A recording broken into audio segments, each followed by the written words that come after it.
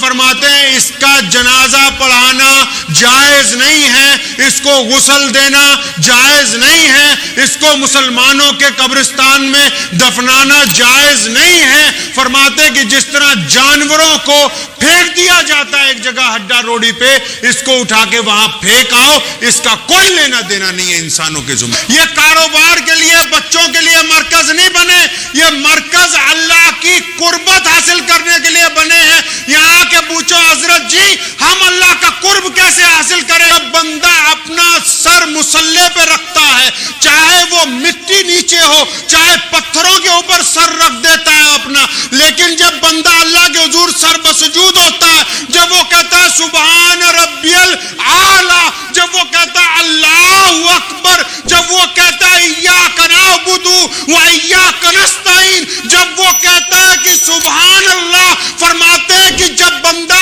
اللہ کے حضور سر بسجود ہوتا ہے تو اللہ خوش ہونے کی بات تو بعد میں۔ السلام علیکم ورحمۃ اللہ وبرکاتہ۔ دوستو امید آپ حضرات خیریت سے ہوں گے۔ دوستو آپ کا خیر مقدم ہے ہمارے چینل احمد قیوم وائرل ٹاپکس پر۔ دوستو میں آپ حضرات کے سامنے شاہی امام پنجاب مولانا عثمان الدیانوی صاحب کا بیان لے کر کے حاضر ہوں۔ ان کے بیان واقعی بہت زیادہ یوزفل اور فائدہ مند ہوتے ہیں، بہت زیادہ علمی بیان ہوتے ہیں۔ اس بیان کو توجہ سے سنیے گا، آپ کو بہت زیادہ فائدہ ہوگا۔ چلیے دوستو آپ بھی میرے ساتھ ساتھ اس بیان کو سنیے گا۔ انسانی دنیا کے اندر جس طرح ہمارے گھروں میں، خاندانوں میں آپس کے اندر رشتہ داریاں ہیں، اسی طرح اللہ تبارک و تعالیٰ اور اللہ کے بندے کے درمیان بھی ایک رشتہ ہے، اور وہی رشتہ جو ہے پہلا اور آخری رشتہ ہے۔ اللہ تبارک و تعالیٰ کی جو ذات ہے وہ اولاد سے، نکاح سے بالکل پاک ہے۔ ہمارے پیارے نبی حضرت محمد رسول اللہ صلی اللہ تعالی علیہ وسلم کو اللہ تبارک و تعالی نے یہ اختیار عطا فرمایا تھا۔ نبی علیہ الصلوۃ والسلام کو یہ اختیار دیا گیا تھا کہ جس طرح حضرت سلیمان علیہ الصلوۃ والسلام اللہ کے رسول بھی تھے اور بادشاہ بھی تھے، اور یوسف علیہ الصلوۃ والسلام اللہ کے رسول بھی تھے اور بادشاہ بھی تھے۔ نبی علیہ الصلوۃ والسلام کو بھی اختیار دیا گیا کہ آپ چاہیں تو بادشاہیت بھی آپ کو دے دی جائے، آپ رسول بھی ہوں اور بادشاہ بھی ہوں۔ تو ہمارے پیارے نبی علیہ الصلوۃ والسلام نے جس رشتے کو پسند فرمایا میں آپ کا رسول بھی رہوں گا اور آپ کا بندہ بننا زیادہ اچھا سمجھتا ہوں۔ یعنی اللہ اور بندے کے درمیان جو سب سے مضبوط تعلق ہے وہ بندگی کا تعلق ہے۔ بندہ جب اللہ تبارک و تعالیٰ کے حضور سر بسجود ہوتا ہے، اللہ تبارک و تعالیٰ کے حضور گڑ گڑاتا ہے، اللہ تبارک و تعالیٰ کی یاد جب وہ کرتا ہے، انسان کا جو خمیر ہے، ہمارا جو خون ہے، ہماری جو مٹی گوندی گئی، اس کے اندر اللہ تبارک و تعالیٰ نے بندگی کے اجزاء جو ہیں بندگی شامل کر دی گئی۔ ایسا کبھی نہیں ہوا دنیا میں کہ انسان نے کسی کو پوجا نہ ہو۔ وہ علیحدہ بات ہے کہ کچھ لوگ اپنے نظریے کے متعلق اللہ کی ذات میں شرک کرتے ہیں، لیکن انسان کے مزاج میں یہ بات داخل ہے کہ دنیا میں الگ الگ قوموں میں الگ الگ وقتوں میں انہوں نے اگر کسی ایک بات کی طرف رجوع کیا ہے تو وہ اللہ تبارک و تعالیٰ کی بندگی ہے۔ گرچہ کچھ لوگوں نے درختوں کی پرستش کرنی شروع کی ہو، یا کسی نے سورج کی، کسی نے چاند کی، اپنے اپنے لحاظ سے کسی نے شرک کیا ہو، لیکن ایک چیز جو ہے وہ ایک جز سب میں یکساں پایا جاتا ہے۔ وہ کون سا ہے بھائی؟ وہ بندگی کا ہے۔ بہت سارے لوگ ہم میں ایسے ہیں جن کو اللہ تبارک و تعالیٰ نے اچھی صحت عطا فرمائی، اچھا کاروبار عطا فرمایا، اولاد بھی فرما بردار ہے، سب کچھ ٹھیک ٹھاک ہے، اس کے باوجود طبیعت بے چین ہے۔ یاروں دوستوں کی محفلیں بھی لگتی ہیں، گھومتے پھرتے بھی ہیں، تمام کام اپنی مرضی کے مطابق بھی کرتے ہیں، اس کے باوجود ایسا لگتا ہے طبیعت کے اندر کہ نہیں ابھی کچھ خالی پن ہے, کچھ بے چینی سی محسوس ہوتی ہے ہمیشہ, اور وہ بندہ پریشان رہتا ہے, سوچتا ہے کہ شاید مزاج کے اندر کوئی تکلیف ہو. کبھی ڈاکٹر سے پوچھتے ہیں, کبھی حکیموں سے جا کے پوچھتے ہیں کہ نیند بڑی آرام سے اطمینان سے نہیں آ رہی, طبیعت میں ذرا بے چینی سی ہے, کبھی گھبراہٹ سی ہو جاتی ہے. یعنی تمام چیزیں ہونے کے باوجود پھر بھی طبیعت جو ہے وہ مطمئن نہیں ہے, دلوں کو سکون نہیں میسر. وہ میسر کیوں نہیں ہے؟ اللہ تبارک و تعالیٰ نے قرآن پاک میں اس کی تعلیم فرمائی, نبی علیہ الصلوۃ والسلام کے ذریعے بتایا گیا لوگوں کو کہ ہم نے دلوں کا سکون, قلب کا سکون اللہ تبارک و تعالیٰ کے ذکر کے اندر رکھ دیا ہے. جب تک بندہ اپنے رب کا ذکر نہیں کرے گا, جب تک بندہ اپنے رب سے رجوع نہیں کرے گا, تب تک اس کو مکمل سکون جو ہے وہ حاصل نہیں ہو سکتا ہے. آج کی دنیا بالکل عجیب ہے. آج لوگوں کو یہ پتا ہے کہ اگر درد ہو جسم میں, ڈاکٹر سے اگر انجیکشن لگوانا ہے تو اسی آدمی کے لگوایا جائے گا جس کے درد ہے. لیکن دین کے معاملے میں بندہ کسی مولوی کے پاس جا کے, پیر کے پاس جا کے بولتا ہے حضرت ایک تعویذ دے دیجئے تاکہ میرا مسئلہ حل ہو جائے, اور وہ خود اللہ تبارک و تعالیٰ کے آگے جھکنے کے لیے تیار نہیں. اب مریض جب تک خود دوائی نہ کھائے, دوائی تو لی جا سکتی ہے, دعائیں تو بزرگوں سے لی جا سکتی ہیں, قرآن پاک کی آیات کا وظیفہ حاصل کیا جا سکتا ہے, لیکن جب تک مریض خود اس کا استعمال نہ کرے تو یہ کیوں کر ممکن ہے کہ ڈاکٹر دوائی لکھتا رہے, آپ دوائی کا استعمال نہ کریں اور آپ کو فائدہ ہو جائے.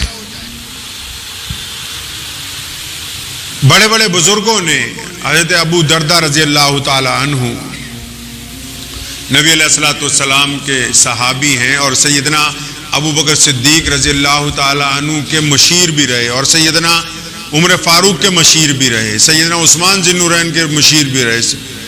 تو عبداللہ بن سلام کے پوتے ان کے پاس پہنچے, بہت ضعیف ہو گئے یہ صحابی. جب پوچھا بھتیجے کیسا آنا ہوا, فرمایا کہ آپ میرے باپ کے دوست ہیں تو دوستی کا حق ادا کرنے آیا ہوں, پوچھنے آیا ہوں کہ ہمارے لائق کوئی خدمت ہو تو بتائیے. تو انہوں نے کہا کہ میں زندگی کے اس مقام پہ ہوں, آخری پڑاؤ میں ہوں, کوئی ایسی خدمت کی ضرورت نہیں ہے. پھر فرمایا حضرت کوئی نصیحت ہی فرما دیں.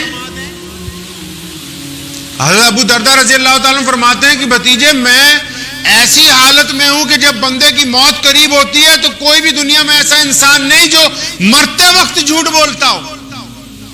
اول تو اللہ کے رسول کے صحابی ہیں, لیکن اپنی بات کو زیادہ مضبوطی سے پیش کرنے کے لیے فرمایا کہ اس مقام پر آ کے کوئی بندہ غلو سے کام نہیں کرتا. فرمایا میرے بھتیجے ایک ہی نصیحت ہے کہ کبھی بھی کسی حالت میں سجدہ نہیں چھوڑنا. اگر تم چاہتے ہو کہ دنیا میں کامیاب ہو جاؤ, اپنے رب کے حضور سجدہ کرتے رہنا, دنیا کی کوئی طاقت تمہارے خلاف اٹھ کے کھڑی نہیں ہو سکتی ہے. فرمایا سجدہ نہیں چھوڑنا. اور صحیح بخاری میں نبی علیہ الصلوۃ والسلام فرماتے ہیں, حدیث کا مفہوم ہے کہ جب بندہ زیادہ سجدے کرتا ہے, زیادہ نفل پڑھتا ہے, جب بندہ نیند میں اچانک اس فکر کے ساتھ اٹھ جاتا ہے کہ میرے رب نے مجھے پکارا ہے, جب اچانک فجر کے وقت نرم بستر کو چھوڑ کے وہ سردی کے اندر نکلتا ہے وضو کرنے کے لیے, جب ساون کی بھیگی ہوئی راتوں میں جب سکون کی نیند سوئی جا سکتی ہے, وہ رات کو 3 بجے اٹھ کے وضو کر کے تہجد کے لیے نفل پڑھنا شروع کرتا ہے. ایسے لوگوں کے لیے نبی علیہ الصلوۃ والسلام حدیث کا مفہوم ہے فرماتے ہیں کہ جب بندہ نفل پڑھتے پڑھتے اپنے رب کی قربت حاصل کر لیتا ہے. قرآن نے کہا ان اولیاء اللہ لا خوف علیہم ولا هم یحزنون, کہ اللہ تبارک و تعالیٰ نے جن کو اپنا دوست بنا لیا اب ان کو کسی بات کا خوف نہیں ہے. نبی علیہ السلام فرماتے ہیں کہ جب بندہ اللہ کے حضور نوافل کے ذریعے, عبادات کے ذریعے, سجدے کے ذریعے اللہ کی قربت حاصل کرتا ہے, اللہ فرماتے ہیں کہ اب میرا بندہ جو کہتا ہے کیونکہ میں اس کی زبان بن جاتا ہوں, میں اس کے ہاتھ بن جاتا ہوں. جب یہ پھر میرے حضور جو بات کہتا ادھر اس کی زبان سے نکلتی نہیں, ادھر میں اس بات کو مکمل کر دیتا ہوں. اللہ تبارک و تعالیٰ کا قرب حاصل کرنا کوئی معمولی بات نہیں ہے. یہ جو بڑے بڑے مستجیب الدعوات بزرگ ہیں, آپ جن کا نام لے کے آج جن کے مزارات پر جانا اپنے لیے فخر کی بات سمجھتے ہیں, کبھی ان کی آپ زندگی اٹھا کر تو دیکھیں. ان لوگوں کو اللہ سے, اللہ کے رسول سے اور اللہ تبارک و تعالیٰ کی عبادات سے اس طرح محبت تھی کہ جان چلی جائے سجدہ نہ جائے. 11ویں والے پیر, اکثر لوگوں کو ان کا نام نہیں پتا ہوگا. اتنا پتا ہے 11ویں والے پیر کی نیاز دینی ہے. 11ویں والے پیر کا نام ہے حضرت مولانا سید شاہ عبد القادر جیلانی بغدادی رحمت اللہ علیہ.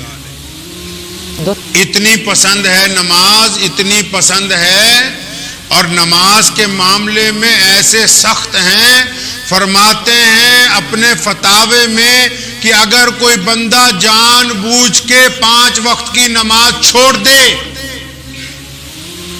اطمینان سے سنیے 11ویں والے پیر کا مسئلہ, اگر 11ویں والے پیر کے فتووں پہ آ جائیں گے تو 11ویں میں 11 روپے دینے والے بھاگ لیں گے ایک طرف کو. آج بندہ یہ سمجھتا ہے کہ 6 گھنٹے نعتیں سن لوں گا اور محمد الرسول اللہ کی شفاعت آ جائے گی. میرے آقا نے فرمایا کہ مسلمانوں, نماز میری آنکھوں کی ٹھنڈک ہے. محمد الرسول اللہ نے فرمایا نماز مومن کی معراج ہے. محمد الرسول اللہ جب سجدہ کرتے تھے اتنا طویل ہو جاتا تھا, امی عائشہ رضی اللہ فرماتی کہ بعض اوقات ہمیں خطرہ ہو جاتا کہ کیا نبی علیہ السلام سجدے سے سر اٹھائیں گے بھی کہ نہیں اٹھائیں گے. 11ویں والے پیر فرماتے ہیں کہ بندہ جان بوجھ کے جو نماز چھوڑ دے, جان بوجھ کے جو اللہ کو سجدہ نہ کرے, جان بوجھ کے جو اذان سننے کے بعد آگے کو کھسک جائے, جان بوجھ کے جو نماز کی دعوت دینے والوں کو چکما دے جائے, جان بوجھ کے جو مسجد کے قریب و اذان کے وقت ادھر ادھر ہو جائے, جان بوجھ کے اذان کو انسنی کر دے, فرماتے ہیں کہ ایسا بندہ مر جائے اگر. حضرت مولانا شاہ عبد القادر جیلانی بغدادی رحمت اللہ علیہ لکھتے ہیں کہ اگر ایسے بے نمازی کی موت ہو جائے جو جان بوجھ کے نمازیں چھوڑتا ہو, تو فرماتے ہیں اس کا جنازہ پڑھانا جائز نہیں ہے, اس کو غسل دینا جائز نہیں ہے, اس کو مسلمانوں کے قبرستان میں دفنانا جائز نہیں ہے. فرماتے کہ جس طرح جانوروں کو پھینک دیا جاتا ہے ایک جگہ ہڈا روڑی پہ, اس کو اٹھا کے وہاں پھینک آؤ, اس کا کوئی لینا دینا نہیں ہے انسانوں کے زمرے کے اندر سے. اللہ تبارک و تعالیٰ کا جو بندے سے رشتہ ہے وہ اتنی محبت والا ہے, اتنی محبت والا ہے کہ جب بندہ اپنے رب کے حضور سجدہ کرتا ہے نا, بندہ قرآن پڑھتا ہے اللہ سے بات ہوتی, بندہ کسی غریب کی مدد کرتا ہے اللہ خوش ہو جاتے ہیں, بندہ کسی کا ٹوٹا ہوا دل جوڑتا ہے اللہ مسکراتے ہیں. لیکن فرمایا قرآن نے, حدیث نے, محمد الرسول اللہ نے, صحابہ نے, تابعین نے, تبع تابعین نے, اولیاء اللہ نے, کہ لیکن جس وقت بندہ سجدے میں جاتا ہے, جب بندہ اپنا سر مصلے پہ رکھتا ہے, چاہے وہ مٹی نیچے ہو, چاہے پتھروں کے اوپر سر رکھ دیتا ہے اپنا, لیکن جب بندہ اللہ کے حضور سر بسجود ہوتا ہے, جب وہ کہتا ہے سبحان ربی الاعلی, جب وہ کہتا ہے اللہ اکبر, جب وہ کہتا ہے ایاک نعبد و ایاک نستعین, جب وہ کہتا ہے کہ سبحان اللہ, فرماتے ہیں کہ جب بندہ اللہ کے حضور سر بسجود ہوتا ہے تو اللہ خوش ہونے کی بات تو بعد میں ہے, بندہ اللہ کے اس وقت قریب ہو جاتا ہے. اللہ کی قربت کا اور کوئی ذریعہ ہی نہیں ہے. اور اللہ تعالیٰ تو اپنے بندوں سے یہ جو بندگی کا رشتہ ہے، ماں اپنے بیٹے سے ایسی محبت نہیں کر سکتی جیسی محبت اللہ اپنے بندے سے کرتے ہیں۔ باپ اپنی اولاد سے اس محبت کے معیار پر نہیں پہنچ سکتا جیسی محبت اللہ اور اس کے رسول صلی اللہ علیہ وسلم کو اس امت کے ساتھ ہے۔ بھائی اپنے بھائی کے لیے وہ نہیں کر سکتا جو محبت اللہ تبارک و تعالیٰ کی اپنے بندے کے لیے ہے۔ ایک بیوی کی محبت اس کے سامنے ایک رتی کا درجہ نہیں رکھتی جو محبت اللہ تبارک و تعالیٰ اپنے بندوں کے ساتھ فرماتے ہیں۔ بار بار اپنے بندوں کو اللہ قرآن پاک میں پکار رہے ہیں۔ کن بندوں کو؟ ان کو نہیں جو سجدے لمبے کر رہے ہیں، جو اللہ تبارک و تعالیٰ کی تسبیحاں بار بار کر رہے ہیں، ان کو تو اپنی قربت دے دی اور ان کی دعاؤں میں اثر رکھ دیا کہ جو مانگو گے مل جائے گا۔ قانون پاس کر دیا قرآن کے اندر، حکم دے دیا فرشتوں کو، یہ میرے بندے جو دعائیں کرتے رہے قبول کرتے جاؤ، لیکن ان کے علاوہ اللہ ان کو پکار رہا ہے۔ کون؟ جو نماز نہیں پڑھتے، جو روزہ نہیں رکھتے، جو اللہ کو نہیں مانتے، جو توحید کے بھی علم بردار نہیں ہیں، جو دین کی طرف آتے نہیں، اللہ ان سے محبت سے بات کرتے ہیں، فرماتے ہیں کہ یہ میرے بندو، ما غرک بربک الکریم، کہ میرے پیارے بندو تمہیں اپنے پیارے رب سے کس بات نے غفلت کے اندر ڈال دیا۔ اللہ کا انداز تو دیکھیں، اللہ تبارک و تعالیٰ بندوں کو کس انداز سے بلا رہے ہیں اپنی طرف، جبکہ وہ ذات کائنات میں سب سے خوبصورت اگر کوئی ذات ہے، سب سے طاقتور اگر کوئی ذات ہے، اور پوری کائنات میں اگر کوئی واحد ہے تو صرف اور صرف اللہ تبارک و تعالیٰ کی ذات ہے، اس کے علاوہ کوئی نہیں۔ اور اتنا کریم رب ہے کہ روایتوں میں آتا ہے موسیٰ علیہ السلام کے دور میں کہ ایک گڈریا اللہ تبارک و تعالیٰ کی ثنا بیان کر رہا ہے، جس طرح آج کل لوگ گانے گاتے چلتے ہیں سڑکوں کے اوپر، اور جو اللہ والے ہوتے ہیں وہ اللہ کی ثنا بیان کرتے ہوئے چلتے ہیں، سڑکوں پہ جنگلوں میں چلتے پھرتے اللہ اللہ کرتے ہیں، گاتے بھی ہیں تو اللہ کا نام لے کے۔ تو ایک گڈریا جو ہے اللہ کی ثنا بیان کر رہا، موسیٰ علیہ السلام گزر رہے ہیں، اور گڈریا کیا کر رہا ہے کہ اللہ جے تو مینوں لب جاویں تے میں تینوں کلین بچھا کے بٹھاواں، تے پھر میں ودیا پھل فروٹ جنگل دے کٹ لے آواں، کٹ کے تینوں کھواواں، تیرے سر چ تیل لاواں، تیرے پیر دباں۔ تو موسیٰ علیہ السلام نے یہ باتیں سنی گڈریے کی۔ اب نبی جو ہوتا ہے نا، نبی کو تمام ظلم برداشت ہیں، نبی کو توحید میں ملاوٹ، بولو بھائی توحید میں ملاوٹ برداشت نہیں، تمام باتیں برداشت۔ نبی کو لوگ مارے نبی برداشت کر لیتے ہیں، نبی کے گھر والوں کو لوگ مارے نبی برداشت کرتے ہیں، نبی کو لہو لہان کر دیا جائے نبی برداشت کرتے ہیں، لیکن نبی کے سامنے کوئی توحید میں ملاوٹ کر دے وہ بات نبی کو پسند نہیں ہے۔ نبی چاہتے ہیں کہ بندہ جب سرب سجود ہو، جب کسی کے آگے جھکے تو وہ ذات صرف اللہ تبارک و تعالیٰ کے ساتھ ہے۔ اب موسیٰ علیہ السلام کو اس کی باتوں میں شرک نظر آیا، وہ اس لیے کہ یہ ایسے باتیں کر رہا ہے جیسے اللہ تبارک و تعالیٰ نعوذ باللہ کوئی بندے ہی ہیں، جس طرح لوگ بادشاہوں کی تعریف کرتے ہیں۔ تو موسیٰ علیہ السلام نے اس کو ڈانٹا، تو کیونکہ وہ جاہل آدمی تھا، گڈریا تھا، اس کے پاس اور لفظ ہی نہیں تھے کوئی۔ جب انہوں نے ڈانٹا وہ سہم گیا، تو اتنی دیر میں فوراً آسمان سے وحی نازل ہوئی کہ موسیٰ آپ نے ہمارے بندے کو کیوں ڈانٹا؟ ہمیں تو اس کی انہی باتوں کے اندر مزہ آ رہا تھا۔ اللہ تبارک و تعالیٰ نے یہ پابندی عائد نہیں کی ہے، جس طرح ہم مزاروں پہ جاتے ہیں نا فاتح پڑھنے کے لیے، تو 4 آدمی باہر ہی مل جاتے، جناب ہمیں وکیل بنا لو، ہم آپ کے وکیل ہیں، آپ کی فاتحہ ہم پیش کرائیں گے۔ اللہ نے یہ پابندی نہیں عائد کی۔ اللہ تبارک و تعالیٰ نے بندے پر اس کی زبان کی پابندی نہیں عائد کی۔ وہ دلوں کا حال جاننے والا ہے۔ آپ کس انداز سے اپنے رب کو نماز میں پکارتے ہیں، جیسی دعائیں آپ سجدے میں مانگتے ہیں، اللہ تبارک و تعالیٰ سننے کے لیے بےتاب ہے، تیار ہے وہاں وقت۔ اور سب سے بہترین دعا ہی وہی ہے جو سجدے کے اندر مانگی جائے۔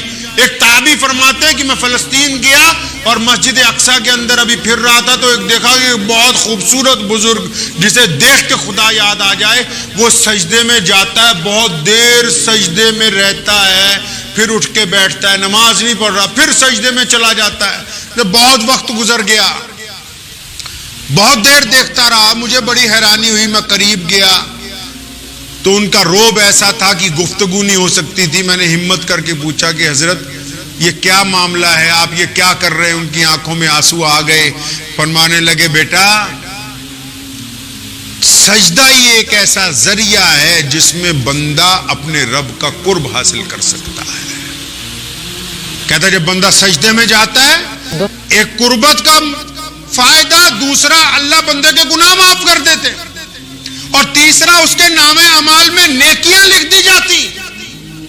ایک سجدہ فائدے 3۔ کہتا مجھے بڑی حیرانی ہوئی سن کے کہ یہ بندہ نماز کے خالی اوقات میں صرف سجدے ہی کر رہا، وہ بھی لمبے لمبے۔ کہنے لگا میں نے حضرت سے پھر گزارش کی کہ حضرت اپنا نام بتا دیں، تو فرمایا میں نبی کا غلام ہوں، مجھے ابو ذر غفاری کہتے ہیں رضی اللہ تعالی۔ ایسے لوگ جن کو اللہ کے نبی نے پہلے کہہ دیا تم جنتی ہو۔ آج بہت سارے لوگ ایسے ہیں، اللہ ہمیں معاف فرمائے، جو جمعے کی نماز کا سلام پھیرنے کے بعد دعا مانگنی ضروری نہیں سمجھتے۔ جوتیوں کا فکر پہلے ہوتا بھی باہر نکل لیں کسی طرح مسجد سے۔ شاہ صاحب کو، سید اللہ شاہ بخاری رحمت اللہ علیہ کو ایک جاٹ نے پوچھا کہ شاہ جی میرا مسجد جان نو دل نہیں کرتا۔ شاہ جی سے پوچھا کسی نے کہ میرا مسجد میں جانے کو دل نہیں چاہتا، قربان جاؤں۔ اللہ کے ولی کامل تھے، فرمانے لگے ایسی بات نہیں کہ تیرا مسجد میں جانے کو دل نہیں کرتا، مسجد والا تجھے مسجد میں بٹھانے کے لیے تیار نہیں۔ کسی کو کھانا کھلا کے، کسی کو دل خوش کر کے، کسی سے محبتیں بانٹ کے اللہ تبارک و تعالیٰ کی خوشنودی حاصل کی جا سکتی، لیکن اگر قربت چاہیے، اگر اللہ کے قریب ہونا ہے، اگر اللہ تبارک و تعالیٰ کے قریب ہونا ہے، اللہ تبارک و تعالیٰ سے بالکل جڑنا ہے، تو اس کا کائنات میں صرف ایک ہی ذریعہ ہے کہ بندہ اپنے رب کے حضور سربسجود ہو جائے۔ اور جب بندہ سجدہ کرتا ہے، کسی نے پوچھا نبی علیہ الصلوۃ والسلام سے کہ یا رسول اللہ اللہ کو کیسے راضی کریں، کتنی عبادت کر لیا کریں؟ حدیث کا مفہوم ہے، نبی علیہ السلام نے فرمایا کہ اگر کوئی بندہ اخلاص کے ساتھ، اخلاص مطلب دکھاوا نہ ہو۔ ہم تو نعوذ باللہ، اللہ معاف فرمائے، استغفر اللہ، ایسے لوگ ہیں بعض اوقات اس لیے نماز لمبی کر دیتے ہیں کہ گھر میں کوئی آئے اس کو پتہ لگ جائے میاں صاحب نماز پڑھ رہے ہیں ابھی۔ بعض اوقات اس لیے قرآن پاک لے کے بیٹھ جاتے ہیں کہ ابھی کوئی گھر میں آنے والا، اگلے کو پتا ہو یہ رمضان کا مہینہ، حضرت جی تو قرآن پڑھ رہے ہیں۔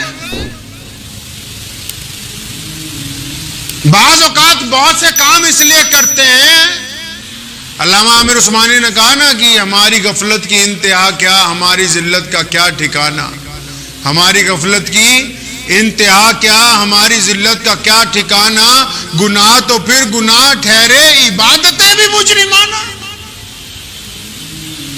گناہ تو پھر گناہ ٹھہرے، عبادتیں بھی مجرمانہ ہیں۔ اسی لیے نبی علیہ الصلوۃ والسلام کی باتیں بڑی جامع ہیں۔ میرے محبوب نے جو بھی گفتگو کی ہے ویسی گفتگو کائنات میں قیامت تک کوئی کر نہیں سکتا۔ پیارے آقا نے فرمایا صلی اللہ علیہ وسلم نے کہ میرے صحابہ اگر کوئی بندہ اخلاص کے ساتھ وضو کر لے، نیت پاک ہو اس کی کہ میں اب جو نماز پڑھنے لگا ہوں، اب یہ جو میں وضو کر رہا ہوں، مجھے دنیا سے کوئی لینا دینا نہیں، میں اس بات سے بے پرواہ ہوں کہ کون میرے وضو کی خوبیوں کو دیکھ رہا ہے، کون میرے وضو کی خامیوں کو دیکھ رہا ہے۔ اگر وہ اخلاص سے وضو کر لے اور پھر اخلاص کے ساتھ 2 رکعت نماز پڑھ لے، اس بات سے بے نیاز ہو کر کہ یہ نماز دنیا والوں کے لیے نہیں ہے، یہ نماز رشتہ داروں کو دکھانے کے لیے نہیں ہے، یہ نماز عزیز و اقارب کو دکھانے کے لیے نہیں ہے، یہ نماز مسجد میں نماز جتانے کے لیے نہیں ہے، یہ نماز صرف میرے اللہ کے لیے ہے، میں اپنے اللہ کو راضی کرنے کے لیے سجدہ کر رہا ہوں۔ آقا فرماتے کہ وہ 2 رکعت ہی اتنی کافی ہیں کہ وہ بندہ اللہ کی قربت حاصل کر جاتا ہے۔ کچھ لوگ ایسے ہیں جو یہ سمجھتے ہیں کہ ہم بڑی چلاکی کر گئے، بہت تیز ترار ہیں، سلام پھیرتے ہی بھاگ جائیں گے، سنت نفل پڑھنے کی ضرورت نہیں ہے۔ وہ اس غلط فہمی میں نہ رہے کہ انہوں نے بہت بڑی مہارت حاصل کر لی، ان کا عمل ہی ایسا نہیں ہے کہ اللہ تبارک و تعالیٰ کی قربت حاصل کر سکے۔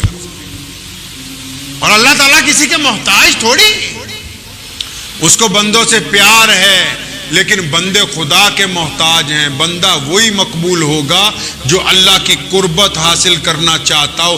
ہم ولی اس کو سمجھتے ہیں کہ جو ننگا ہو، جس کے جسم پہ کپڑے نہ ہوں، 4-5 تسبیحاں ہاتھ میں پڑی ہوں، زور سے کہتا ہو یا علی حق علی، اور اس کے بعد جا کے ماتھا ٹیکے جناب بابا جی تویز دے دو جی، ان کو ہم ولی سمجھتے ہیں۔ بزرگوں کے پاس جائیں گے، دیکھو الٹا طریقہ کیا شروع کیا ہے۔ ایک دکان ہے، آدمی کپڑا بیچتا ہے، کوئی بھی اتنا بڑا پاگل نہیں کہ کپڑے والی دکان پہ جا کے بولے کہ بھئی 2 کلو چینی دے دو، بولے گا؟ نہیں بولے گا۔ یا کوئی راشن کی دکان پہ جا کے بولے گا جناب ایک ٹیوب لائٹ دے دینا، بلب دے دینا، اس کو پتا ہے یہ راشن کی دکان ہے، یہاں بجلی کا سامان نہیں ملتا ہے۔ یہ مسجدیں، یہ مدرسے، آتے ہیں لوگ، جی حضرت جی کاروبار کے لیے دعا کر دو، حضرت جی بچوں کے لیے دعا کر دو۔ یہ کاروبار کے لیے، بچوں کے لیے مرکز نہیں بنے، یہ مرکز اللہ کی قربت حاصل کرنے کے لیے بنے ہیں۔ یہاں کے پوچھو حضرت جی ہم اللہ کا قرب کیسے حاصل کریں، ہم اللہ کو کیسے راضی کریں، ہم محمد رسول اللہ کے طریقے پر کیسے چلیں۔ جو بات جہاں سے ملنی چاہیے اس بات کو ختم کر کے ڈپلیکیٹ بات چلا رہے ہیں۔ جب تک اصل پہ نہیں آ جائیں گے کوئی نقل مارنے کا کوئی فائدہ نہیں ہونے والا ہے۔ یہ اللہ کی قربت کے ذریعے، مسجدیں اللہ کی قربت کا ذریعہ، قرآن کی تلاوت اللہ کی قربت کا ذریعہ، اور جب تک ہم اللہ کی قربت حاصل کرنے کی کوشش نہیں کریں گے ہم کس طرح کامیاب ہو سکتے ہیں میرے بھائی؟ تو اپنے رویوں کو بدلنا ہوگا۔ اس بات کو ذہن نشین کر لیجئے اطمینان کے ساتھ، بالکل اطمینان کے ساتھ، کہ اگر اللہ تبارک و تعالیٰ کی قربت چاہیے تو سجدے کی عادت ڈالنی۔ تو امید ہے شاہی امام پنجاب مولانا عثمان لدھیانوی صاحب کا یہ بیان آپ کو بہت زیادہ پسند آیا ہوگا۔ بیان پسند آیا ہو تو ویڈیو کو لائک، شیئر اور چینل کو سبسکرائب کرنا بالکل نہ بھولیے گا۔ چلیے ملتے ہیں کسی اور ویڈیو میں، والسلام علیکم ورحمۃ اللہ وبرکاتہ۔